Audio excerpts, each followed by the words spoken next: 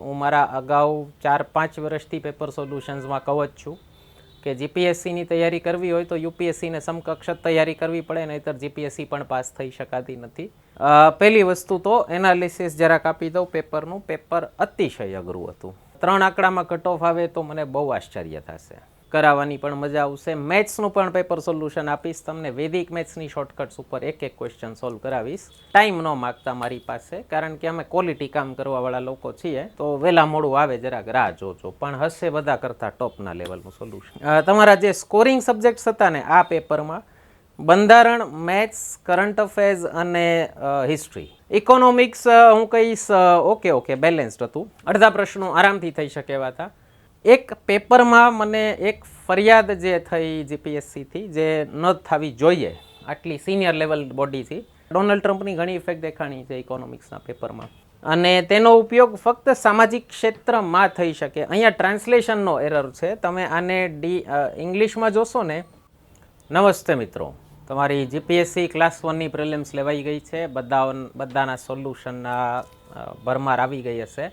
આપણે ક્યારેય વહેલો વિડીયો મૂકવાનો પ્લાન નથી હોતો. અમારો પ્લાન હોય છે સચોટ સોલ્યુશન દેવાનો, અને પહેલું સોલ્યુશન આ વખતે ઇકોનોમિક્સથી ચાલુ કરીએ છીએ. દર વખતે બંધારણ મૂકીએ છીએ. આ વખતે જરાક પેટર્ન ચેન્જ કરી છે. જે કોઈ નથી કરતું એ આપણે કરવું છે પહેલાં. ગયા વખતે ઇકોનોમિક્સનું તમને કીધું હતું અને નહોતું મુકાયું, એટલે આ વખતે પહેલું એ મૂકું છું. પહેલી વસ્તુ તો એનાલિસિસ જરાક આપી દઉં પેપરનું. પેપર અતિશય અઘરું હતું. તમને નહીં, એટલે સાધારણ વિદ્યાર્થીને નહીં, બલબલા વિદ્યાર્થીને અઘરું લાગેલું જ હતું. અને 3 આંકડામાં કટ ઓફ આવે તો મને બહુ આશ્ચર્ય થશે. એટલે 100 જેવો જો કટ ઓફ આવે તો મને ખૂબ જ આશ્ચર્ય થશે કે ગુજરાતના છોકરાઓ આટલું બધું ભણવા માંડ્યા છે. એક્ઝેક્ટ જે હસમુખ પટેલ સાહેબે કીધું એ પ્રમાણે યુપીએસસી લેવલ જ છે. યુપીએસસીથી જરાય નીચું લેવલ નથી. હું મારા અગાઉ 4-5 વર્ષથી પેપર સોલ્યુશન્સમાં કહું જ છું કે જીપીએસસીની તૈયારી કરવી હોય તો યુપીએસસીને સમકક્ષ તૈયારી કરવી પડે, નહીંતર જીપીએસસી પણ પાસ થઈ શકાતી નથી. હસમુખ સાહેબે ટ્વીટ કરીને પણ કીધું હતું, અને ઓફિશિયલ થઈ ગયું કે યુપીએસસીની તૈયારી નહીં કરો ત્યાં સુધી જીપીએસસી એક્ઝામ પાસ નહીં થઈ શકે. એટલે જે પહેલાં ઉપર છેલ્લા તૈયારી કરવાવાળા હતા, ગોખણપટ્ટી કરાવે છે, એ લોકોને ખૂબ તકલીફ થશે. ડેપ્થમાં તૈયારી કરાવતા હોય એ લોકોને બહુ મજા આવશે. અને ભૂક્કા કાઢી નાખે એવું પેપર હતું. હાર્ડલી 3 કે 4 સબ્જેક્ટ એવા હતા જેમાં તમે સ્કોર કરી શકો. બંધારણમાં સ્કોર થઈ શકે એવું હતું.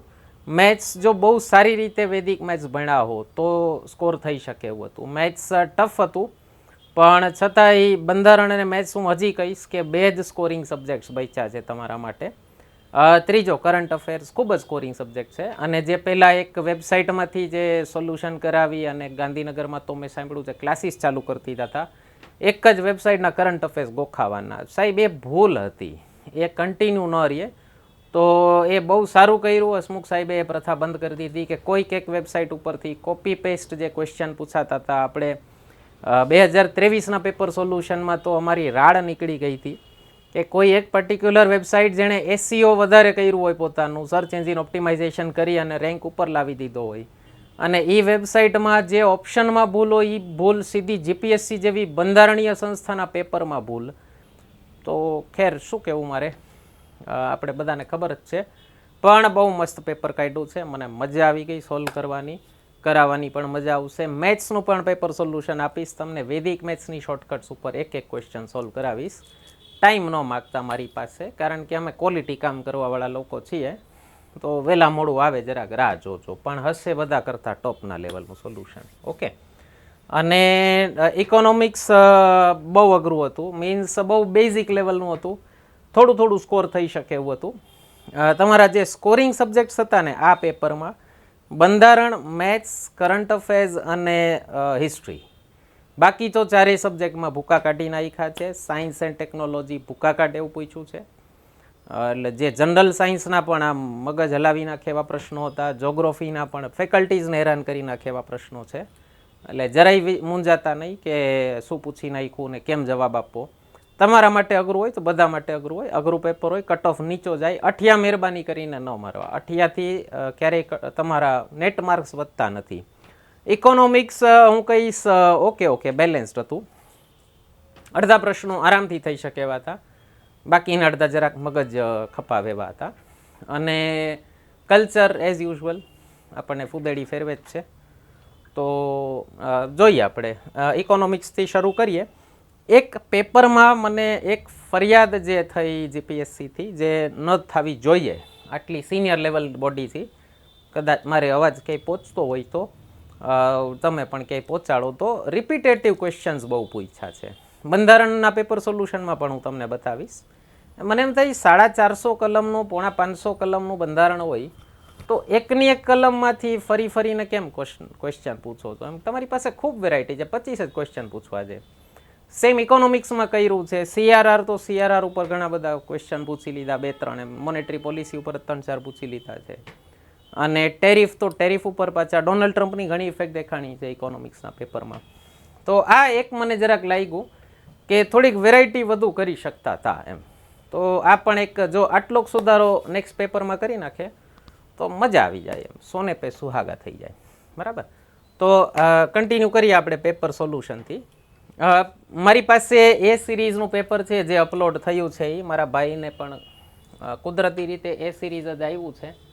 તો ગુજરાતી ઇંગ્લિશ બંનેનું મેં સ્કેન કરીને મૂક્યું છે, કારણ કે ઇકોનોમિક્સમાં એક ઇંગ્લિશમાં થોડીક આસાની થાય છે. હું મારા ક્લાસમાં પણ કહું છું કે વાંધો નહીં, તમે ભણો ગુજરાતીમાં, કોઈ પ્રશ્ન નથી, પણ ઘણી વખત ટેકનિકલ ટર્મ્સ ન સમજાય ને તો ઇંગ્લિશ ટ્રાન્સલેશન ખોલીને જોઈ લેવું. એનું કારણ છે ઇકોનોમિક્સનું હજી ગુજરાતીમાં એટલું વ્યવસ્થિત ભાષાંતર થયું નથી પુસ્તકોમાં. શબ્દોની ઘણી વખત અદલા બદલી થઈ જાય. કોઈક શબ્દ આપણે વાંચ્યો હોય એના કરતાં બીજો શબ્દ ગુજરાતીમાં થાય. જ્યારે ટ્રાન્સલેશન કરો ને કોઈ પણ પેપરનું, કોઈ પણ સબ્જેક્ટનું, તો થાય. બંધારણમાં અને ભૂગોળમાં અને બધામાં તકલીફ શું કામ નથી થતી? એના વ્યવસ્થિત ટ્રાન્સલેશન થયેલા જ છે ટેક્સ્ટ બુક્સમાં. તમારી ભારત સરકારની ટેક્સ્ટ બુક્સમાં વ્યવસ્થિત થયેલા છે. આનું કોઈ ઓફિશિયલ ટ્રાન્સલેશન છે નહીં. એટલા માટે આમાં શબ્દોની ઘણી બધી વેરાયટી મળે છે. તો પેલો જે 101મો પ્રશ્ન છે એ સિરીઝમાં ઇકોનોમિક્સનો, એમાં જ આવું થયું છે. એક તો કીધું છે સત્તાવાર વિકાસ સહાય, એનું ઇંગ્લિશ થાય છે official development assistance. Official development assistance એટલે શું મતલબ થાય? વિદેશો દ્વારા, કોઈ આપણને અલગ દેશ દ્વારા અથવા કોઈ વર્લ્ડ બેંક કે મલ્ટીનેશનલ એજન્સી દ્વારા જે મદદ મળી હોય એને કહેવાય સત્તાવાર વિકાસ સહાય તરીકે મળતી બાહ્ય રાહત લોન લખેલી છે. બાહ્ય રાહત લોન વિશે નીચેનામાંથી કયું વિધાન સાચું છે? આનો જવાબ આવે છે આવી લોનનો ઉપયોગ માત્ર કેન્દ્ર સરકાર કરી શકે નહીં, કેન્દ્ર અને રાજ્યો બંને આવી લોનનો ઉપયોગ કરી શકે. ખાનગી ક્ષેત્ર ભારતમાં નથી છૂટ, અને તેનો ઉપયોગ ફક્ત સામાજિક ક્ષેત્રમાં થઈ શકે. અહીંયા ટ્રાન્સલેશનનો એરર છે. તમે આને ઇંગ્લિશમાં જોશો ને તો એનું છે they can be used by only social sector. Okay, by only social સેક્ટરનો મતલબ થાય કે સરકાર નથી ઉપયોગ કરી શકતી, આ વાક્યનો મતલબ. અને આ વાક્યનો મતલબ શું થાય કે ફક્ત સામાજિક કાર્યોમાં જ તેનો ઉપયોગ થઈ શકે, બીજે ક્યાંય ઉપયોગ ન થઈ શકે. તો અહીંયા જરાક ટ્રાન્સલેશનનો ફરક છે, અર્થનો અનર્થ થઈ જાય તમને જો શબ્દ ન સમજાય તો એની જવાબ આવશે આનો 101નો ઓપ્શન બી. કેન્દ્ર અને રાજ્યો બંને આવી લોનનો ઉપયોગ કરી શકે છે. રાજ્યો લઈ ન શકે પોતાની મેતે, અને રાજ્યોએ ફોરેન લોન લેવી હોય તો કેન્દ્ર સરકાર પાસે અપ્રૂવ કરાવવું પડે. આપણે બજેટના લેક્ચરમાં અવારનવાર વાત થયેલી છે. રાજ્યોને ડેફિસિટની અમુક લિમિટ હોય છે, એ લિમિટ જો ક્રોસ કરે તો પછી એની વિદેશી લોન લેવાની એના ઉપર લિમિટ લાગી જાય. તો બજેટના લેક્ચર્સ મારા ખાસ જોજો. આપણે 6 વર્ષથી રેગ્યુલર મૂકીએ છીએ. આ વખતે પણ એમાંથી પ્રશ્નો પૂછેલા છે. આ પણ એક કહી શકો તમે, બજેટનો જ પ્રશ્ન છે.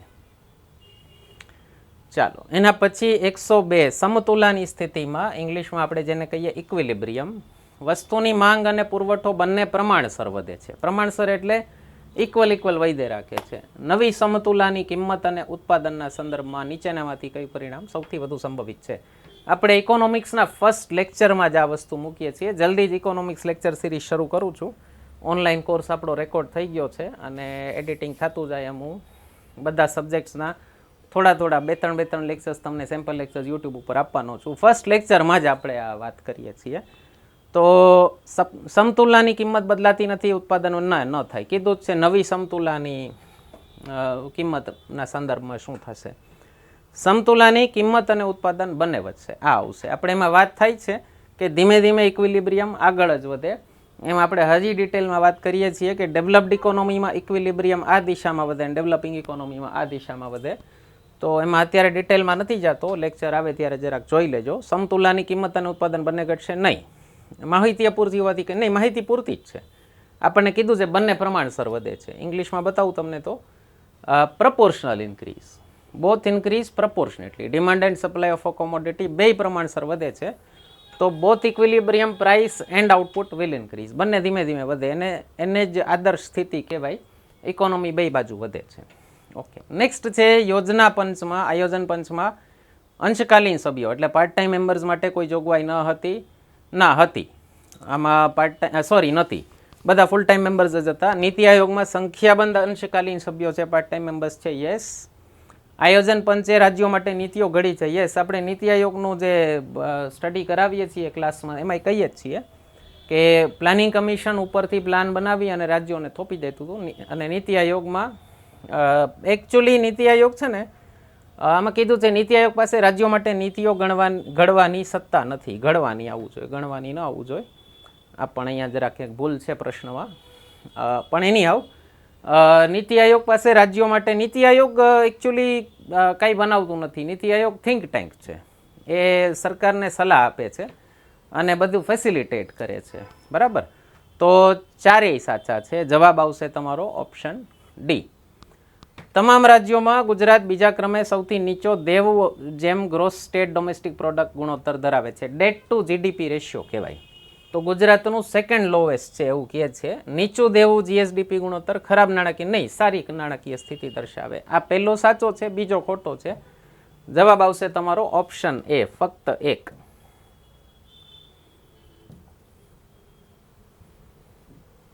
જુઓ, તાજેતરની જ ન્યૂઝ છે debt to GDP ratio of Indian states. એમાં highest debt to GDP ratio છે પંજાબનો, જ્યાં એક બહુ ક્રાંતિકારી સરકાર બની છે હમણાં.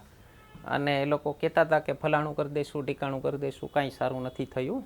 ઓકે, હિમાચલ પ્રદેશ બહુ ખરાબ સ્થિતિ છે. પછીના જે ખરાબ સ્થિતિવાળા રાજ્યો છે ને એ તમે સ્ટાર્ટિંગના જોઈ શકો છો, બધા પહાડી રાજ્યો છે જ્યાં વિકાસનો સ્કોપ ઓછો હોય, જેને સ્પેશિયલ કેટેગરી મળેલી હોય સ્ટેટ્સમાં.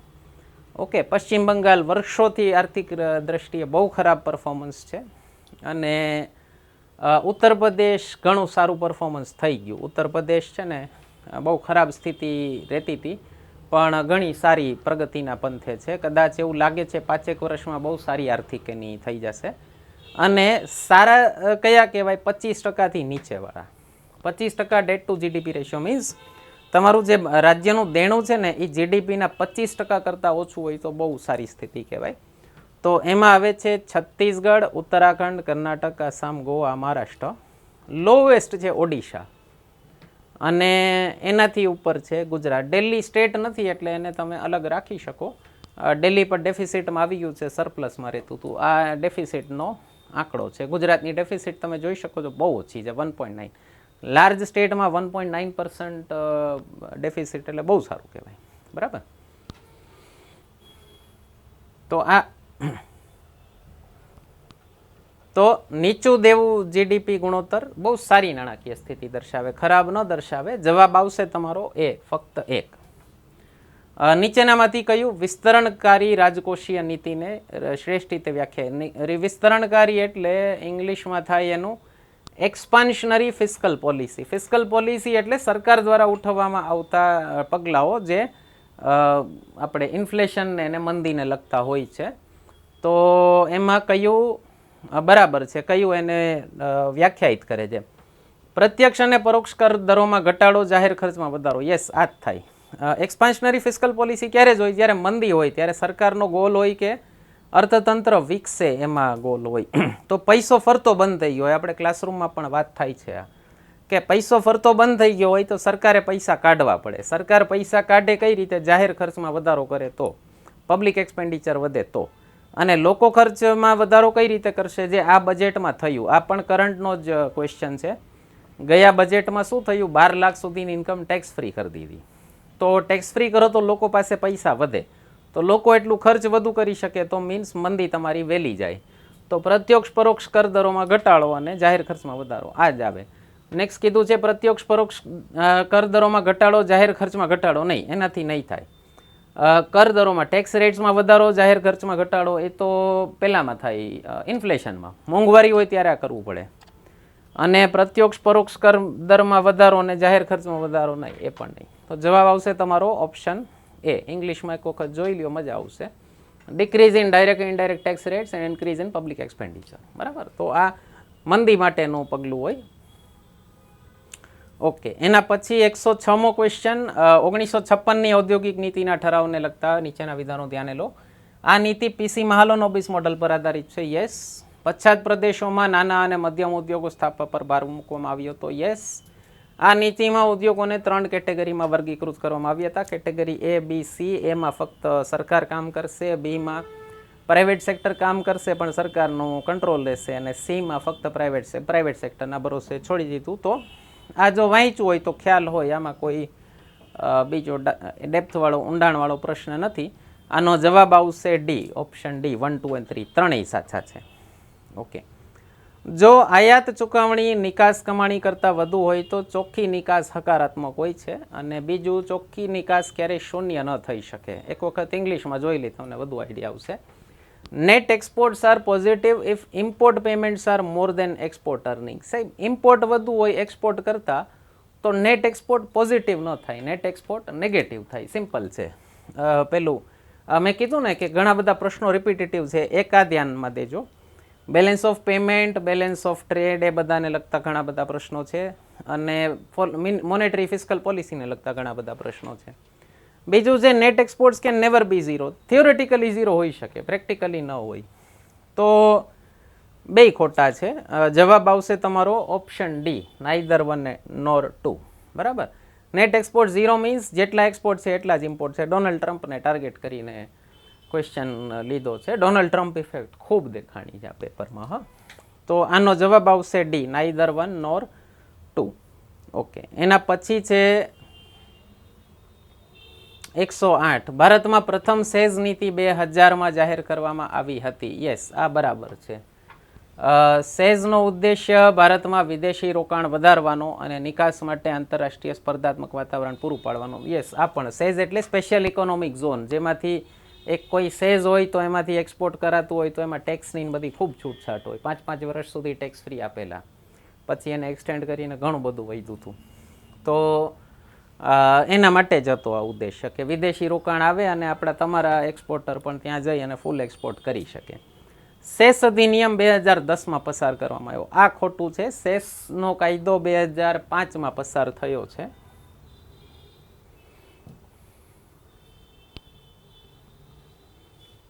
indiacode.nic ભારત સરકારની જ વેબસાઇટ છે, બહુ ટ્રસ્ટવર્ધી વેબસાઇટ છે. કોઈ પણ કાયદો તમારે ડાઉનલોડ કરવો હોય તો અહીંથી કરી શકો. Special economic zones act 2005. બરાબર.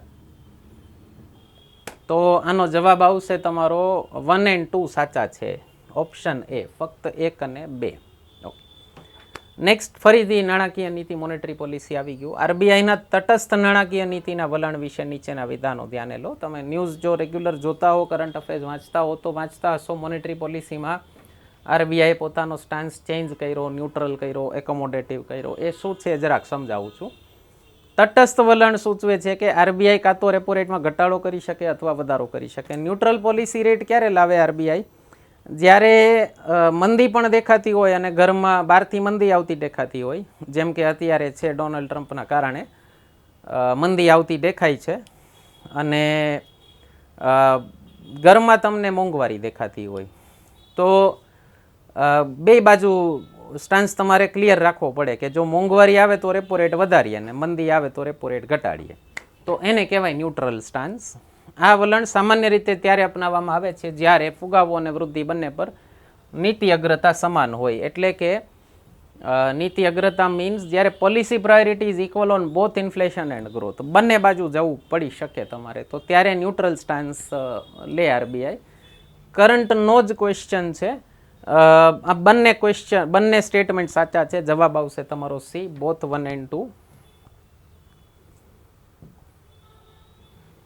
એક વખત ફટાફટ બતાવી દઉં કે આરબીઆઈના સ્ટાન્સ કયા કયા હોય છે. આ ઓક્ટોબર 2024ની જ ખબર છે. આરબીઆઈએ જ્યારે પોતાનો સ્ટાન્સ ન્યુટ્રલ કર્યો હતો ત્યારની જ છે. ઇકોનોમિક્સ, સાયન્સ મેં ઘણી વખત કીધેલું છે કે આ બે subject international relations, current affairs, પછી ઘણા બધા અંશે જોગ્રાફી અને બંધારણ, કરંટ અફેર્સમાંથી ખૂબ પૂછાતા હોય છે. અને ઇકોનોમિક્સ અને સાયન્સ એન્ડ ટેક તો ટોટલી કરંટમાંથી પૂછાતા હોય છે, એન્વાયરમેન્ટ પણ. તો કરંટનું રીડિંગ સારું હશે તમારું તો તમારે આમાં કોઈ બહુ જાજી ખાસ બુક્સ વાંચવી નહીં પડે.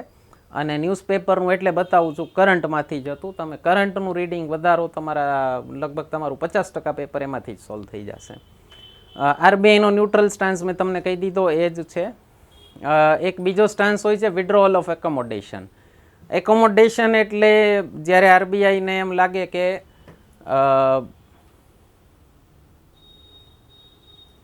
વિડ્રોવલ ઓફ એકોમોડેશનનો મતલબ થાય રિસ્ટ્રિક્ટિવ મોનેટરી પોલિસી, જ્યારે રેપો રેટ વધારવાની ગણતરી હોય આરબીઆઈની. અને એકોમોડેટિવ સ્ટાન્સ એટલે જ્યારે આરબીઆઈ ને એમ લાગે કે મંદી છે અને વધુ પૈસા દેવાની જરૂર છે, તો ત્યારે એકોમોડેટિવ સ્ટાન્સ લગાવે, ત્યારે રેપો રેટ ઘટવાનો હોય. આ બધું વાંચો ને તો તમને તમારું ઇન્વેસ્ટમેન્ટ કઈ રીતે કરવું ને એ પણ ખ્યાલ આવે. આરબીઆઈની નીતિઓ તમને ખ્યાલ હોય તો 3-4 મહિનામાં બજાર કઈ બાજુ જવાનું છે તમને ખ્યાલ આવે. તો આપણે ગોલ્ડમાં ઇન્વેસ્ટ કરવું કે મ્યુચ્યુઅલ ફંડમાં, એ જરાક ખ્યાલ આવે તમને.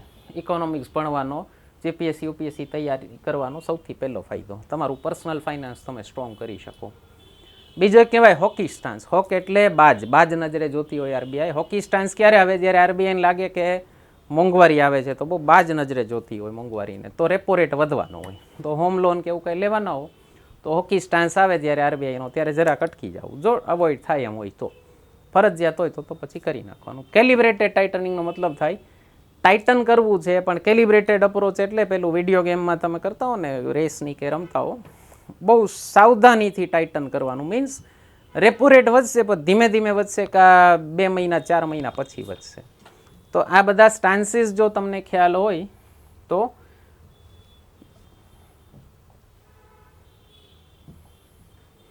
સારું રહે. આરબીઆઈના આ મોટા સ્ટાન્સ હોય છે. ચાલો, એના પછી 110મો છે જમીન સુધારાનો ઉદ્દેશ્ય. જમીનની માલિકી જમીન માલિકો પાસેથી ખેડૂતોને આપવાનો હતો. યસ, લેન્ડ રિફોર્મ્સનો આ એક ઉદ્દેશ્ય હતો.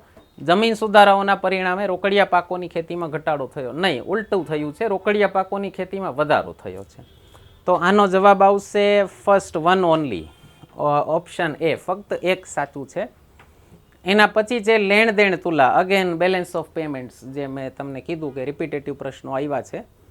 તો લેણ દેણ તુલાના સંદર્ભે નીચેના વિધાનો ધ્યાને લો. સેવાઓની નિકાસ અને આયાત ચાલુ ખાતામાં નોંધવામાં આવે છે. સર્વિસીસનું એક્સપોર્ટ ઇમ્પોર્ટ કરંટ અકાઉન્ટમાં આવે. યસ, આનું આપણે ક્લાસરૂમમાં ડિટેલ ડિસ્કશન થાય છે એટલે અત્યારે નથી જતો. એક ક્વેશ્ચન એવા છે ડિટેલમાં સમજાવવા જાવ તો અડધી કલાક લાગી જાય, પોણી કલાક લાગી જાય. મૂડી ખાતામાં એકતરફી પ્રવાહો નોંધવામાં આવે છે. આ એકતરફી પ્રવાહોને જરાક ઇંગ્લિશમાં જોશો તો વધારે ક્લિયર થશે શું કહેવા માગે છે કવિ. એને કહેવાય છે યુનિલેટરલ ફ્લોઝ. યુનિલેટરલ ફ્લોઝ એટલે એવા પૈસા જે તમે આપી દીધા અને પાછું કોઈ રિટર્નની આશા નથી. તમે સમજો, એક્સપોર્ટ કરો, ઇમ્પોર્ટ કરો ત્યારે જેમ પૈસા આપો ને તો સામે માલ આવતો હોય, તમે કંઈક વસ્તુ લ્યો છો, એને લેન દેન કહેવાય. યુનિલેટરલ એક પક્ષી પ્રવાહો ક્યારે થયા? માની લો કોઈનો છોકરો ફોરેન ભણવા ગયો છે, અમેરિકા ગયો, કેનેડા ગયો, MBA કરવા, કાંઈ પણ કરવા, અને બાપા એને જે પૈસા મોકલશે એમાં રિટર્નની કોઈ આશા નથી, તો એને કહેવાય યુનિલેટરલ ફ્લો. તો એ કેપિટલ અકાઉન્ટમાં ન આવે, એ કરંટ અકાઉન્ટમાં આવે. એકવાર દઈ દીધા. કેપિટલ અકાઉન્ટની આપણે પરિભાષા બજેટના લેક્ચરમાં પણ દીધેલી છે. કેપિટલ ખર્ચ એવો ખર્ચ કહેવાય, મૂડી ખર્ચ, જે તમે કરો છો આ વર્ષે પણ રિટર્ન તમને ઘણા બધા વર્ષો સુધી મળશે. તો કંપનીના સંદર્ભમાં કહું તો લેન્ડ બિલ્ડિંગ મશીનરી, ગવર્મેન્ટના સંદર્ભમાં કહું તો road, infrastructure, railway, hospital, school વગેરે વગેરે. બરાબર? તો એ કેપિટલ નો હોય, એ કરંટ અકાઉન્ટ કહેવાય. આ વર્ષે ખર્ચો કર્યો ને ભૂલી જવાનો, એને કહેવાય યુનિલેટરલ ફ્લોઝ. આ ખોટું છે. Current account surplus always equals capital account deficit. આ બેલેન્સ ઓફ પેમેન્ટના બે હેડ હોય, કરંટ અકાઉન્ટ અને કેપિટલ અકાઉન્ટ. બેમાંથી એકમાં સરપ્લસ હોય તો સામે ડેફિસિટ હોય.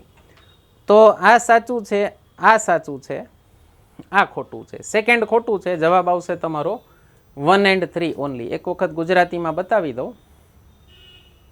સેવાઓની નિકાસ અને આયાત ચાલુ ખાતામાં નોંધવામાં આવે છે, યસ. મૂડી ખાતામાં એક તરફી પ્રવાહો નોંધવામાં આવે છે, નો. ચાલુ ખાતાની પુરાંત હંમેશા મૂડી ખાતાની ખાધની બરાબર હોય છે, આ એ સાચું. તો જવાબ આવશે ફક્ત 1 અને 3 સી. ફરીથી કહું છું, ઇકોનોમિક્સમાં ક્યારેક ક્વેશ્ચન વાંચીને ટપ્પો ન પડે તો ઇંગ્લિશમાં સ્વિચ કરવું પડે, ખાલી ગુજરાતીથી કામ ન ચાલે. ઓકે. ફુગાવાને નિયંત્રિત કરવા માટે આરબીઆઈએ રેપો રેટ ઘટાડવો જોઈએ નહીં. આપણે રેપો રેટનો લેક્ચર હોય છે, લગભગ મારા ખ્યાલથી ઇકોનોમિક્સનો મારો બીજો લેક્ચર હોય છે, જલ્દી જ આવી જશે યુટ્યુબ ઉપર. તો એમાં આપણે વાત કરીએ જ છીએ કે ફુગાવો નિયંત્રિત કરવો હોય તો રેપો રેટ વધારવો પડે. રેપો રેટ વધે તો લોનનો રેટ વધે, તો લોકોની ડિમાન્ડ ઓછી થાય તો ઇન્ફ્લેશન ઘટે. શોર્ટમાં તમને સાર આપી દઉં.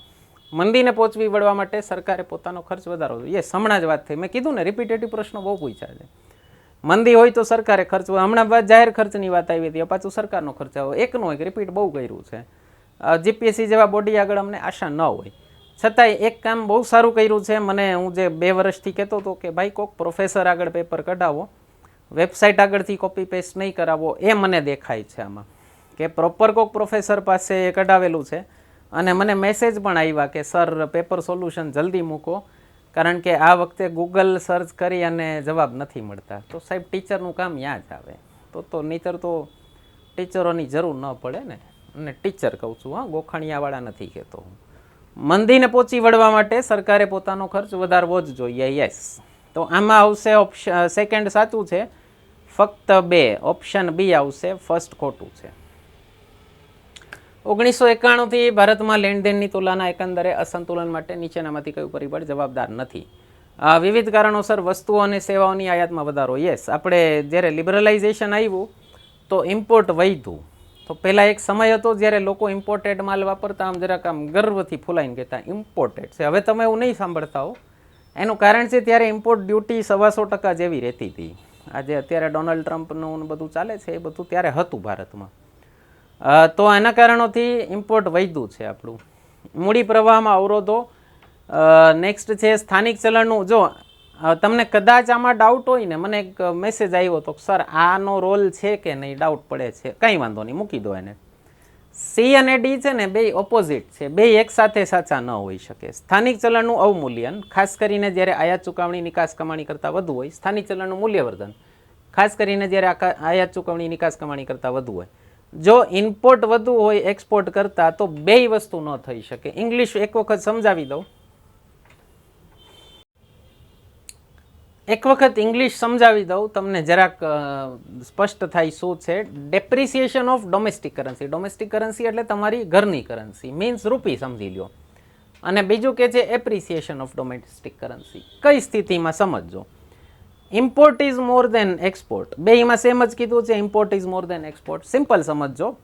ઇમ્પોર્ટ કરતાં એક્સપોર્ટ વધુ હોય, તમારા રૂપિયા વધુ બહાર જતા હોય, તો તમારી કરન્સી ક્યારેય એપ્રિશિએટ નહીં થાય. સ્થાનિક ચલણનું મૂલ્યવર્ધન નહીં થાય, અવમૂલ્યન થશે, એનું મૂલ્ય ઘટશે. તો ડેપ્રિસિએશન ઓફ ડોમેસ્ટિક કરન્સી થશે, એપ્રિસિએશન નહીં થાય. તો આ ખોટું છે. તમને કીધું છે is not a factor responsible. આ ખોટું છે, આ ન થાય. ડી. કદાચ તમને એમ થાય કે આ છે કે નહીં, મને ડાઉટ છે, કોઈ વાંધો નહીં, જવા દો. એલિમિનેશન મેથડથી સોલ્વ થઈ શકે એવો ક્વેશ્ચન છે. આ બંને ઓપોઝિટ છે. બે ઓપોઝિટ સ્ટેટમેન્ટ એક સાથે સાચા ક્યારેય ન હોઈ શકે. તો તમારો જવાબ આવશે ડી. 114. ભારતમાં પ્રત્યક્ષ વિદેશી રોકાણ એફડીઆઈ તરીકે કયું ગણવામાં આવશે? ભારતમાં વિદેશી કંપનીઓની પેટા કંપનીઓ, યસ. જ્યારે કોઈ કંપનીનું 51%થી વધુ, મીન્સ ફોરેન ડાયરેક્ટ ઇન્વેસ્ટમેન્ટ છે, 10%થી વધુ કોઈ કંપનીમાં ફોરેન એક ઇન્વેસ્ટરનું રોકાણ હોય તો એને એફડીઆઈ કહેવાય, જે અત્યારની આપણી લેટેસ્ટ ડેફિનેશન પ્રમાણે છે. ભારતીય કંપનીઓમાં બહુમતી વિદેશી ઇક્વિટી હોલ્ડિંગ, યસ, આ આવશે. પોર્ટફોલિયો રોકાણ નહીં, આ નહીં. ફોરેન પોર્ટફોલિયો ઇન્વેસ્ટર્સ જે કહેવાય, ફોરેનર્સ જે આપણા સ્ટોક માર્કેટમાં ઇન્વેસ્ટ કરે એને કહેવાય પોર્ટફોલિયો રોકાણ. તો આ એફડીઆઈમાં ન આવે, આ એફઆઈઆઈમાં આવે, અથવા એફપીઆઈ પણ એને કહે છે. તો 1 and 2 આવશે, 3 નહીં આવે. જવાબ આવશે તમારો ઓપ્શન સી. આ પણ આપણે લેક્ચરમાં બધું ડિસ્કસ થાય જ છે. 113, 114, એકે એક લગભગ મારા ખ્યાલથી બહુ ઓછા પ્રશ્નો હતા કે જે અમારા લેક્ચરમાં ડિસ્કસ નથી થતા ઇકોનોમિક્સના અને આવ્યા હોય. આપણા સ્ટુડન્ટ્સને ઇકોનોમિક્સમાં મજા આવી ગઈ પેપર સોલ્વ કરવાની.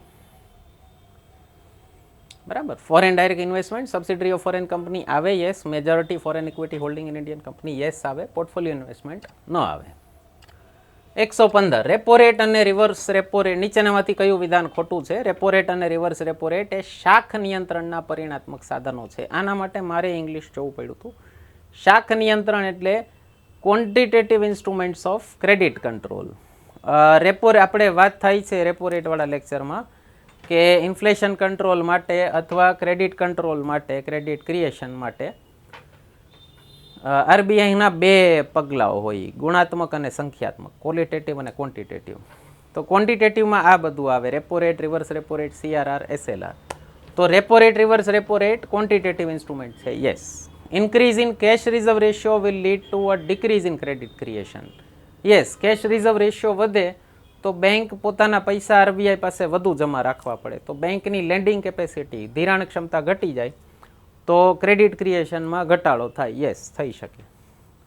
ત્રીજું છે decrease in statutory liquidity ratio will lead to an increase in credit creation. નહીં, સ્ટેચ્યુટરી લિક્વિડિટી રેશિયો, આના ગુજરાતી બહુ મસ્ત છે, મને મજા આવી હમણાં બતાવું તમને. સ્ટેચ્યુટરી લિક્વિડિટી રેશિયોમાં ઘટાડો થાય તો બેંક વધુ પૈસા ઉધાર આપી શકે, કારણ કે બેંક પાસે પૈસા વાપરવા માટે વધુ પૈસા મળે, બેંકની ધિરાણ ક્ષમતા વધે, ઘટે નહીં. તો આ ખોટું છે. અને હા, આ સાચું છે. Decrease in statutory liquidity ratio will lead to increase in credit creation. બેંકો વધુ ઉધાર આપી શકે, આ સાચું છે. અને the, cash reserve ratio and statutory liquidity ratio are qualitative instruments. નહીં, આ પણ ક્વોન્ટિટેટિવ જ છે. આ ચારે, repo, reverse repo, CRR, SLR, ચારે ક્વોન્ટિટેટિવ જ છે. પહેલાં ઇંગ્લિશ એટલે બતાવ્યું તમને કે આપણે નોર્મલી સીઆરઆર, એસએલઆર જ ગુજરાતીમાં બોલીએ છીએ. આનું જે ગુજરાતી ટ્રાન્સલેશન આપ્યું છે એક વખત તમારે મગજ આમ ઠનકાવવું પડશે કે શું પૂછ્યું છે. જુઓ, સીઆરઆરનું ગુજરાતી છે રોકડ અનામત પ્રમાણ, કેશ રિઝર્વ રેશિયો, અને એસએલઆરનું ગુજરાતી છે વૈધાનિક રોકડતા પ્રમાણ, સ્ટેચ્યુટરી લિક્વિડિટી રેશિયો. બરાબર. તો એટલા માટે આનું ઇંગ્લિશ જોવું પડે એમ હતું. 115 પછી હિસ્ટ્રીના અને ક્વેશ્ચન્સ ચાલુ થાય છે. તો એના પછીનો નેક્સ્ટ ઇકોનોમિક્સનો પ્રશ્ન છે સીધો 136. રાષ્ટ્રીય આવક અને વેપાર ચક્રોનો અભ્યાસ સમગ્રલક્ષી અર્થશાસ્ત્રના ક્ષેત્રમાં આવે છે. સમગ્રલક્ષી એટલે મેક્રો ઇકોનોમિક્સ. એક વખત ઇંગ્લિશ જોઈ લઈએ. Study of national income and business cycles falls in the domain of macroeconomics. Yes. Study of inflation and unemployment falls in the domain of microeconomics. સૂક્ષ્મ અથવા સૂક્ષ્મ, આપણે જે તમે ટેક્સ્ટ બુક્સમાં મોસ્ટલી સૂક્ષ્મ અર્થશાસ્ત્ર લખેલું હોય. બીજો એક જે થોડો ગૂઢ ગુજરાતી શબ્દ પ્રયોગ થાય છે એ છે એકમલક્ષી અર્થશાસ્ત્ર. આ નવો શબ્દ છે, ઓછો પ્રચલિત શબ્દ છે, એટલા માટે કહું છું ઇકોનોમિક્સમાં ઘણી વખત ઇંગ્લિશ ટ્રાન્સલેશન ખાલી વાંચી લો ને તો પ્રશ્ન સરળ થઈ જાય તમારો. ફુગાવો અને બેરોજગારી સૂક્ષ્મ અર્થશાસ્ત્ર, માઇક્રો ઇકોનોમિક્સ છે, યસ. તો આ બે સાચું છે. રાષ્ટ્રીય આવક મેક્રો ઇકોનોમિક્સ એટલે મોટું મોટું, તો રાષ્ટ્રીય આવક યસ એમાં આવે, અને ફુગાવો બેરોજગારી કોઈ એક પર્ટિક્યુલર માઇક્રો ઓલામાં જાઓ તમે, એક પ્રિન્સિપલમાં થોડાક ડિટેલમાં જાઓ તો એને કહેવાય માઇક્રો, સૂક્ષ્મ, એકમલક્ષી અર્થશાસ્ત્ર. તો બંને સાચા છે. જવાબ આવશે સી, 1 અને 2 બંને. નેક્સ્ટ છે કુલ મૂલ્યવર્ધન સમગ્ર દેશમાં તમામ આર્થિક એકમો દ્વારા પેદા થતી આવકને માપે છે. GVA, gross value added. ફરીથી ઇંગ્લિશ જોઈ લેશો, સહેલું થશે. Gross value added captures the income generated by all economic units across its country. Yes, સાચું છે. GDP is obtained by adding all expenditures carried out in the economy. Yes, સાચું છે. આપણે જીડીપીના લેક્ચરમાં વાત કરીએ છીએ, જીવીએ જીડીપી બંને ડિસ્કસ કરીએ છીએ. જીડીપીના 3 અપ્રોચો, એક્સપેન્ડિચર અપ્રોચ સૌથી કોમનલી યુઝ થતો હોય. તો એ એક્સપેન્ડિચર અપ્રોચમાં આ આવે, બધાનો ખર્ચ માપી લ્યો તો જીડીપી મળી જાય. જીડીપી ઇઝ ઇક્વલ ટુ જીવીએ એડેડ વિથ નેટ ટેક્સીસ. હું ક્લાસમાં લખાવું જ છું. જીડીપી ઇઝ ઇક્વલ ટુ જીવીએ plus taxes minus subsidy. Net taxes એટલે ટેક્સ અને માઇનસ સબસિડી, તો બરાબર છે. કારણ કે ગવર્મેન્ટની ઇન્કમ તમે એડ નથી કરી. જીવીએમાં ગ્રોસ વેલ્યુ એડેડમાં જોઈ લેજો, generated by all economic units. Economic units એટલે માણસો આવી ગયા, કંપની આવી ગઈ, ગવર્મેન્ટ નથી આવ્યું. ગવર્મેન્ટની આવક હોય ટેક્સીસમાં, માઇનસ સબસિડી કરો એટલે ગવર્મેન્ટનો ખર્ચ બાદ થાય, તો જીડીપી મળી જાય. અને ચોથું છે જીવીએ is helpful in comparing economic performance of various countries. નહીં, આપણે અલગ અલગ દેશના આર્થિક વિકાસની તુલના જીડીપીથી કરીએ છીએ, જીવીએથી નથી કરતા. તો આનો જવાબ આવશે ઓપ્શન ડી. એક વખત ગુજરાતીમાં બતાવી દઉં.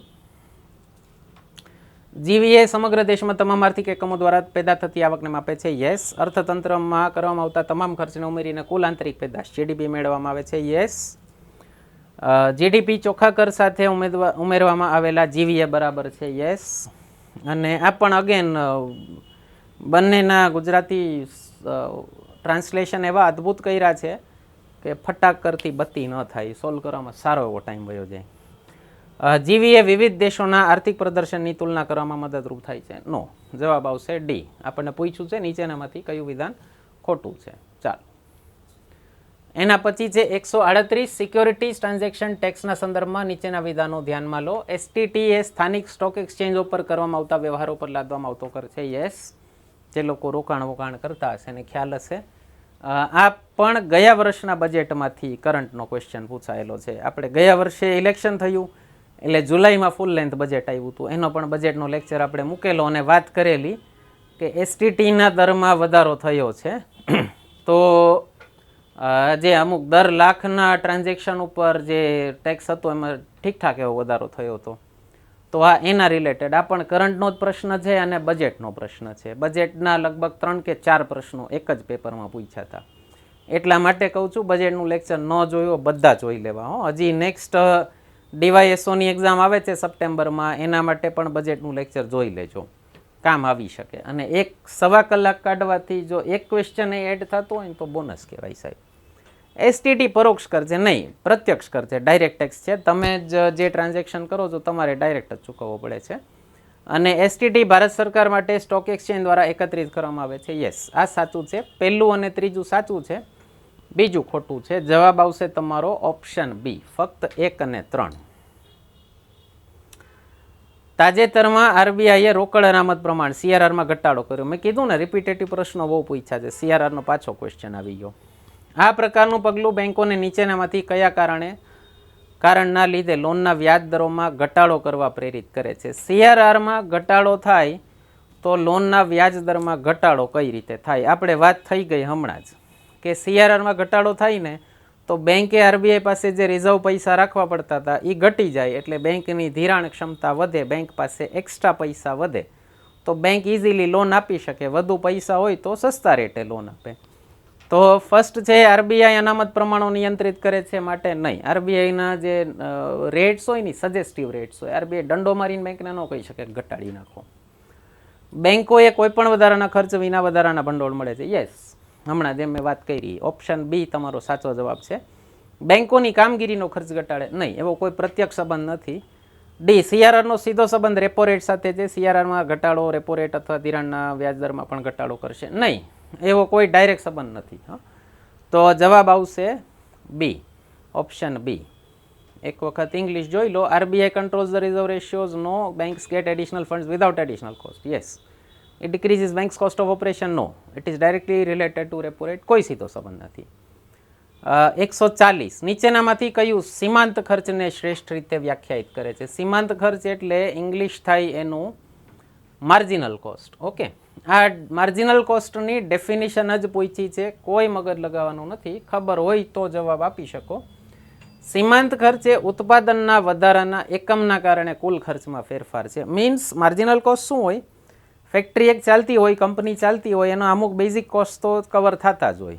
એટલે બેઝિક કોસ્ટ તો અમુક થતા જ હોય દર વર્ષે, દર મહિને જે કે હોય. માર્જિનલ કોસ્ટ શું છે? હવે અમુક કોસ્ટ થઈ ગયા પછી, પ્રોફિટ આવી ગયા પછી, બ્રેક ઇવન પોઈન્ટ આવી ગયા પછી 1 યુનિટનું પ્રોડક્શન વધારશો ને તો આટલો ખર્ચ વધશે. ઓકે, રસની સિઝન છે, તમને ઉદાહરણ આપું તો ચીચોડો ચાલતો હોય તો પેલાને માલિકને શું હોય, માની લો 100 ગ્લાસ વેચી નાખ્યા તો આપણો આજનો ખર્ચો બધો કવર થઈ ગયો. હવે 101મો ગ્લાસ હું પ્રોડ્યુસ કરું તો એના માટે મારે લાઇટનું બિલ કેટલું ચૂકવવાનું થયું? એ એનો માર્જિનલ કોસ્ટ થયો. પગાર આપવાનો છે, ભાડું આપવાનું જગ્યાનું, ઇલેક્ટ્રિસિટી થઈ ગયું, એ બધું ટૂંકમાં બેઝિક ખર્ચો થઈ ગયો. એના પછી જે એક યુનિટ માટેનો જે ખર્ચો એક્સ્ટ્રા ખર્ચો થાય ને એને કહેવાય માર્જિનલ ખર્ચો. તો ઓપ્શન એ તમારો આમાં જવાબ છે. છતાંય બધા જોઈ લઈ, સીમાંત ખર્ચ એ કુલ ખર્ચ અને સરેરાશ ખર્ચ વચ્ચેનો તફાવત છે નહીં. કુલ ખર્ચ અને સરેરાશ ખર્ચનો સરવાળો છે નહીં, એવું કાંઈ હોય જ નહીં.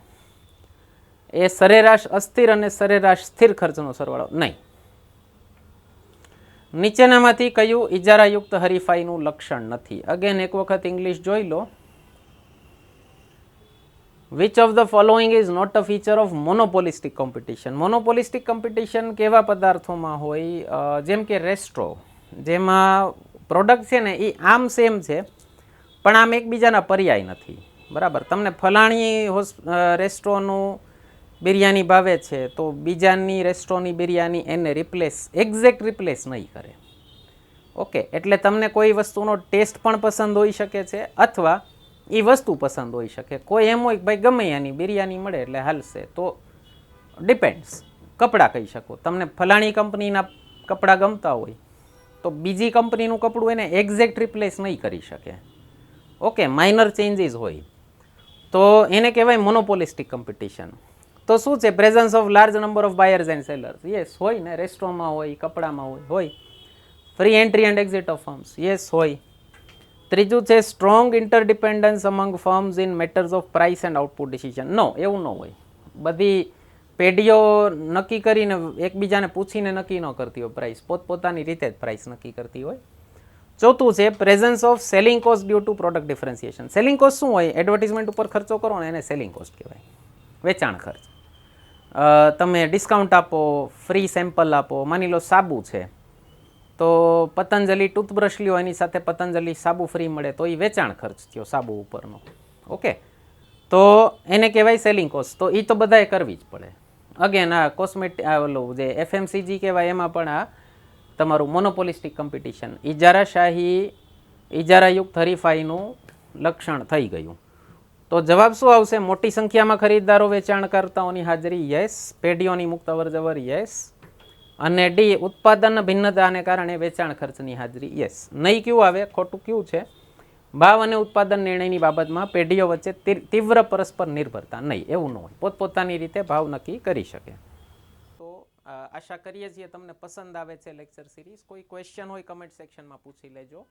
ચેનલ સબસ્ક્રાઇબ ન કરી હોય તો કરી લેજો. મિત્રો સાથે શેર કરવાનું ભૂલતા નહીં. અને આપણી બંધારણ લેક્ચર સિરીઝ આવી ગઈ છે, ન જોઈ હોય તો જોઈ લેજો.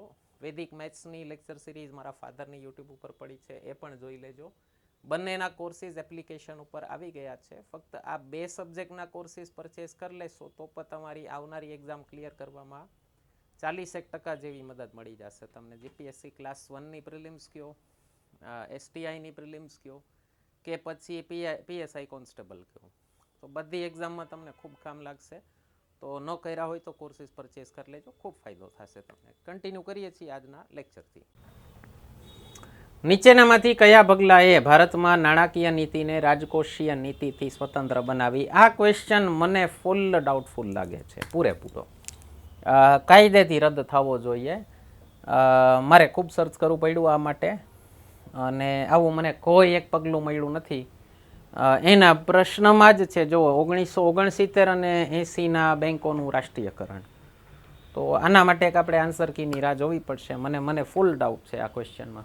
કાયદેથી રદ થવો જોઈએ. મોનેટરી પોલિસી અને ફિસ્કલ પોલિસી અલગ જ હોય. કોઈ એક પગલું એને અલગ કરે, સ્વતંત્ર બનાવે, એવો મને કોઈ લેન્ડમાર્ક ઇવેન્ટ નથી મળ્યો. છતાં જે ABCD 4 ઓપ્શન આપ્યા છે એમાંથી કોઈ એક પસંદ કરવાનું હોય તો એ ઓપ્શન આવશે આ ડી.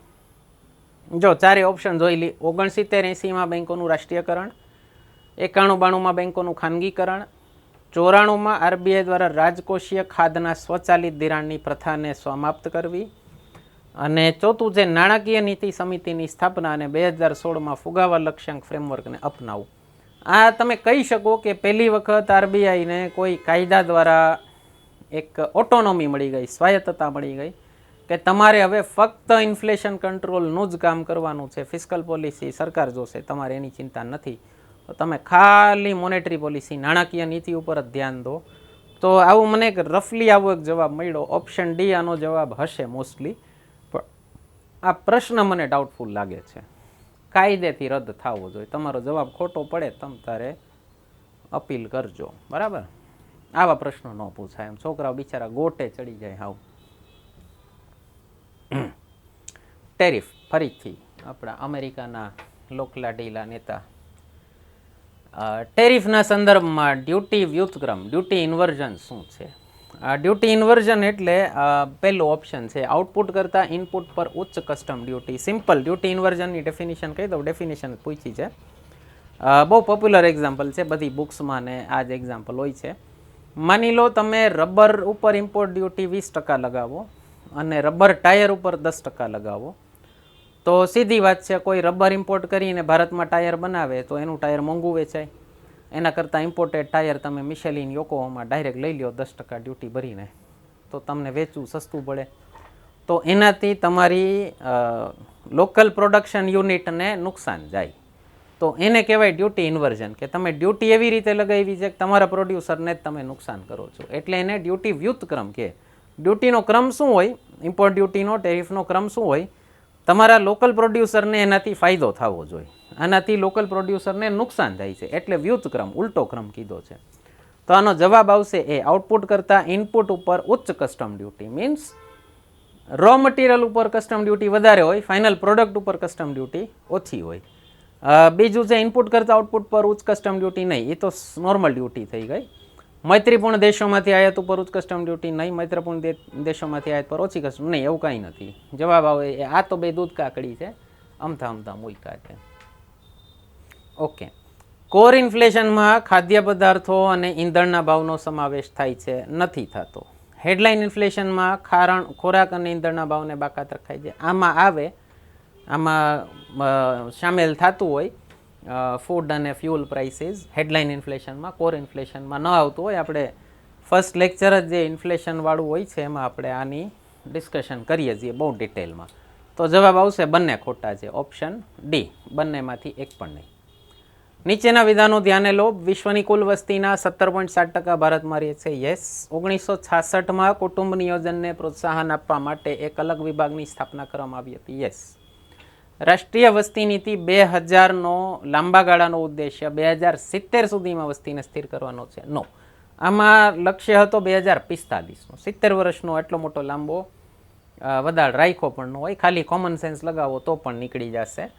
તો અને સિંગલ એક જ હોય એવા કોઈ ઓપ્શન નથી. તો જવાબ આવશે તમારો ફક્ત 1 અને 2, ઓપ્શન બી. કદાચ તમને એમ થાય કે આવું બધું થયું હતું નહોતું થયું. ભારતની વસ્તી લગભગ 1/7 તો છે દુનિયાની, તો આપણને ખબર જ છે, બરાબર. હા. ખર્ચપાત્ર આવકમાં વધારાના કારણે વપરાશ ખર્ચમાં વધારો માંગ પ્રેરિત ફુગાવાનું કારણ બની શકે છે. 1/6 થશે, 1/6 કરતાં જરાક વધારે, કોઈ વાંધો નહીં, ચાલો. ખર્ચપાત્ર આવકમાં વધારાના કારણે વપરાશ ખર્ચમાં વધારો માંગ પ્રેરિત ફુગાવાનું કારણ બની શકે છે. યસ. ડિમાન્ડ પુલ ઇન્ફ્લેશન આપણે અગેન મેં કીધું ને, બહુ રિપીટ થયા છે ક્વેશ્ચન. ઇન્ફ્લેશનના એક જ લેક્ચરમાંથી 3-4 ક્વેશ્ચન પૂછી લીધા છે. તો ડિમાન્ડ પુલ ઇન્ફ્લેશનનો મતલબ જ હોય, એકવાર ઇંગ્લિશમાં જોઈ લો. ડિમાન્ડ પુલ ઇન્ફ્લેશનનો મતલબ જ હોય કે લોકો પાસે આવક વધી ગઈ તો કન્ઝમ્પશન એક્સપેન્ડિચર, ખર્ચપાત્ર આવક વધી છે, તો એના કારણે લોકો ખર્ચો વધુ કરશે, તો ડિમાન્ડ વધશે, એટલે ડિમાન્ડ પુલ ઇન્ફ્લેશન થશે. અને increase in cost of production resulting from increase in veg rate can cost push inflation. આપણે ડેફિનિશન આ જ લખાવીએ છીએ. વેતન દરોમાં વધારાના કારણે ઉત્પાદન ખર્ચમાં વધારો થવાથી ખર્ચ પ્રેરિત ફુગાવો થઈ શકે છે. યસ, બંને સાચા છે. જવાબ આવશે તમારો સી, 1 અને 2 બંને. એના પછી આ ઓલું ઇન્ટરનેશનલનું આવી ગયું છે, અત્યારે પૂરતું સ્કીપ કરું છું, છતાંય જોવું હોય જોઈ લો. ભારત સંયુક્ત રાષ્ટ્રના સ્થાપક સભ્યમાંનું એક છે. યસ. ભારત સુરક્ષા પરિષદનું કાયમી સભ્ય છે? નો. વિશ્વભરમાં યુએનની અનેક શાંતિ જાળવણી કામગીરીમાં યોગદાન આપ્યું છે? યસ. ભારત એનપીટીને મંજૂરી આપે છે? નો. જવાબ આવશે ફક્ત 1 અને 3, ઓપ્શન બી. ઇકોનોમિક્સ નથી, વચ્ચે આવી ગયું છે, લઈ લઉં છું. 149 છે સીધું ઇકોનોમિક્સનું. ટ્રિપલ પી પરચેઝિંગ પાવર પેરિટી વિશે નીચેના વિધાનો ધ્યાને લો. હેઠળની નીતિઓ અને પ્રોજેક્ટ્સનું નિયમન નાણાં મંત્રાલયના આર્થિક બાબતોના વિભાગ દ્વારા કરવામાં આવે છે. યસ. અને ખાનગી અને જાહેર સંસ્થાઓ વચ્ચે જોખમની ફાળવણી સારી રીતે વ્યાખ્યાયિત કરે છે. યસ. એક વખત ઇંગ્લિશમાં જોઈ લો, બધું સ્પષ્ટ થશે. Policies and projects under triple P are regulated by Department of Economic Affairs, Ministry of Finance, yes, and Triple P has well-defined allocation of risk between private and public. આ મોટું કારણ હોય છે કે ટ્રિપલ પીમાં ઇન્વેસ્ટમેન્ટ થાય. જે private entity એટલે private વેપારી તમારો રસ્તો બનાવતો હોય, ભેગી સરકાર પાર્ટનર હોય, પબ્લિક એન્ટિટી પાર્ટનર હોય, તો ઓલા કોન્ટ્રાક્ટરને ભરોસો હોય કે મારું રોકાણ ડૂબી નહીં જાય, રિસ્ક બેયનું ઇક્વલ છે. એટલે આ મોટામાં મોટું એટ્રેક્શન છે પ્રાઇવેટ કંપનીઝને ટ્રિપલ પી પ્રોજેક્ટમાં, પબ્લિક પ્રાઇવેટ પાર્ટનરશિપ પ્રોજેક્ટમાં ઇન્વેસ્ટ કરવા માટે આકર્ષે છે. એ એક મોટું કારણ છે આ. બરાબર. તો જવાબ આવશે બંને સાચા છે, બોથ 1 and 2, ઓપ્શન સી. 150મો, ભારતના કાર્યરત શ્રમબળ સંદર્ભમાં કયું ખોટું છે?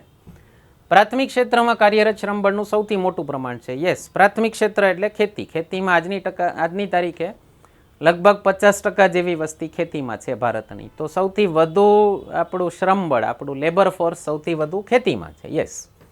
શહેરી વિસ્તારોમાં ઔદ્યોગિક ક્ષેત્રમાં કાર્યરત શ્રમબળનો સૌથી મોટો હિસ્સો છે નહીં.